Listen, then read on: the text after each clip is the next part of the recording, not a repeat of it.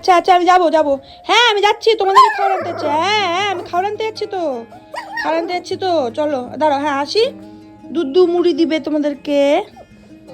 হ্যাঁ আচ্ছা। রোজ পুচকুগুলো আবদার করে আমাদের কাছে এইভাবে। সকাল সকাল মায়ের কাছে ডিমান্ড ছিল যে মা চাউমিনের পরোটা খাবো, আর মাও সঙ্গে সঙ্গে বললো যে আজকে তো বাবা নাই, তাই যা দোকান থেকে সে জিনিসগুলো নিয়ে আয় যেগুলো লাগবে। আর সকাল সকাল গেছিলাম তো রাস্তা পুরোপুরি ফাঁকাই ছিল মোটামুটি ভাবে। আর একটা কথা জানো কি, আমি নিজের কসমেটিক্স বা নিজের দরকারি জিনিস ছাড়া খুব একটা দোকানে যাইনি, কিন্তু বাবা মাই গেছে ওই মুড়ি চানাচুর এইসব আনতে। তো এবার প্রথম গেছি আমি, মানে এই 2বার থেকে 3বার হলো যাওয়া আমার।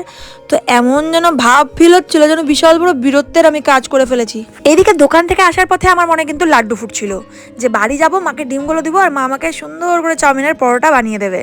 আসলে আমি খেতে বড্ড ভালোবাসি, আর আমি 10 টাকা বাঁচিয়ে নিয়ে এসেছিলাম, তাই মাকে ফেরত দিতে গেলাম। মা বললো না না ঘটেই ফেলে দে, মানে মজাটা আরও ডবল হয়ে গেল। আমরা কিছু কিছু মানুষ আছি যে 10 টাকা পেলেও না বেশ খুশি হয়ে যাই, কিন্তু আনন্দটা যে বেশিক্ষণের ছিল না এটা আমি বুঝতে পারিনি। আল্লাহ আমি ডিম চাউমিন পরোটা খাবো বলে, আর মা আমাকে বাসি বিরিয়ানি খেতে দিল, ভাবা যায়? দেখো বিরিয়ানি তো অবশ্যই প্রিয়, আর আমি 1 প্যাকেটের বিরিয়ানি একদিনে খেতে পারি না, 2 দিন ধরে খাই। তোমার গরম করে বিরিয়ানিটা এনে দিয়েছিল তো মনটা তো অবশ্যই খারাপ হয়েছিল, কোথায় ভাবলাম চাউমিনের পরোটা আর কোথায় খেলাম বাসি বিরিয়ানি। আর দুপুরে যেটা হয়েছিল সেটাতে কিন্তু মন খুব খুশি হয়ে গেছিল, হয়েছিল পোস্ত চিকেন, আলু পেঁয়াজকলি ভাজা। আর পোস্ত চিকেনের রেসিপিটা কিন্তু তোমাদেরকে অবশ্যই একদিন দেবো।